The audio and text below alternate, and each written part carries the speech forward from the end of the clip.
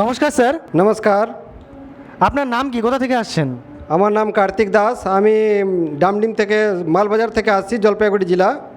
আজকে যে আপনি সন্ত রামপালজি মহারাজের সন্ত আর পরমাত্মার মিলনের ভিডিওটি দেখলেন, এই ভিডিওটি আপনার মনের মধ্যে কীরকম প্রভাব ফেলেছে? এই ভিডিওতে দেখার পর আমার হৃদয় থেকে আমি ভাবতেছি কি এখন আমি আরও আমার ভক্তিকে দৃঢ় হয়ে গেল। আমার যে সন্ত রামপালজি মহারাজ এখন উনি সন্ত রামপালজি না, ওইটা পূর্ণ পরমাত্মা কবির সাহেবে এই লোকে আসছেন যে আমাদেরকে এই ভবসাগর থেকে, জন্ম মৃত্যু থেকে, এখান থেকে আমাদেরকে সতলোক নিয়ে যাবে।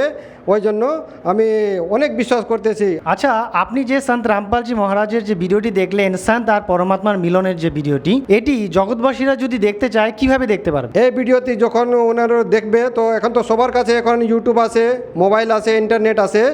উনি ইউটিউব গিয়ে সার্চ করবে বাংলা সন্ত রামপালজি মহারাজ, তো সার্চ করলে পরে আসে যাবে, ওইখানেও ওরা ভালোভাবে দেখতে পারবে। নমস্কার। নমস্কার স্যার।